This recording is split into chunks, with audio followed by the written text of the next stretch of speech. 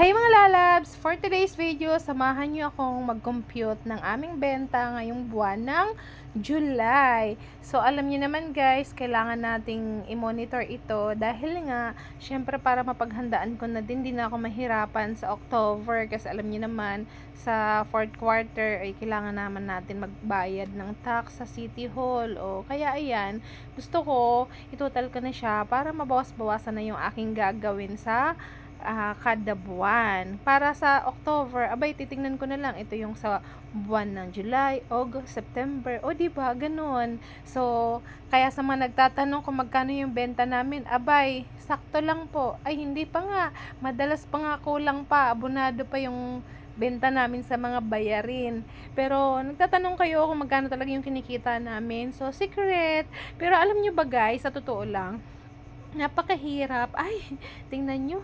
Ayaw nang lumabas ng sasabihin ko. Hindi, totoo talaga yun guys. Akala kasi ng iba, pag may negosyo ka, mayaman ka na, mapera ka na. Pero hindi nyo alam na sobrang pinaghihirapan naming ilaban yung business na mayroon kami. Kasi hindi naman talaga ganun kalaki yung kinikita. Diyos ko po, sa dami ng gastusin, di ba? Bayad sa tao. O di ba, yung pampasahod. O dalawa yung pinapasahod namin. Renta dito sa store, renta ng bahay, tubig, kuryente, internet, o di ba? So ang dami plus yung mga tax pa na yan. Oh, Diyos ko, yan ang sinasabi ko sa inyo. Akala kasi ng iba, binabarat pa kami masyado pagka bumibili sa amin. Diyos ko naman. Pero pag sa mall bumibili, ay, Diyos ko, kung ano yung presyo, kahit ka mahal-mahal, go kayo. Pero pag sa amin, bakit ang babarat nyo? Ay, charis. Hindi, totoo talaga yun, guys. Kaya sana naman, okay lang naman po na manghingi tayo ng discount minsan. Pero wag naman yung sobra kasi hindi nyo alam kung gaano kahirap para sa amin yun. Oh, ganon. Pero yun nga, magbibigay naman talaga kami ng discount pag kaya namin. Hanggang doon lang talaga yun.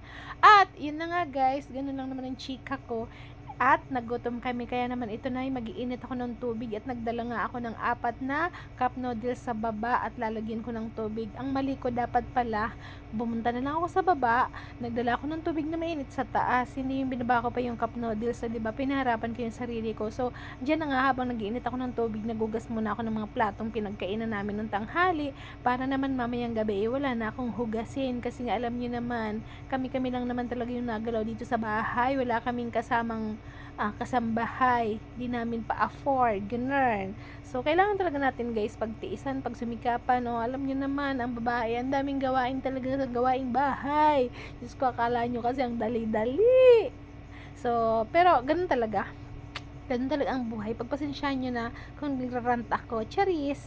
Pero totoo talaga yun guys. Kaya naman sa mga customers namin na mababait naman, and sa mga suki na talaga namin, ayan, maraming salamat sa patuloy na tumatangkilik sa aming munting tindahan or sa aming mga paninda or sa hasa na service namin, o diba?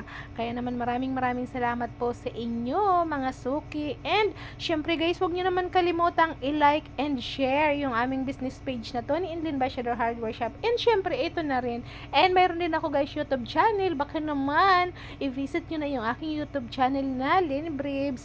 So don't forget to like, share, and follow. Maraming salamat sa inyong panonood, and sana huwag kayong magsawang suportahan ako. Kaya naman sa mga patuloy na sumusuporta sa akin, abay, mahal na mahal ko kayo. Ay, charis, nagdrama. Pero hindi, totoo talaga guys. Sobrang na-appreciate ko yung simula, umpisa pa lang, nakasupport na sa akin. O, yun lang, maraming salamat. I love you.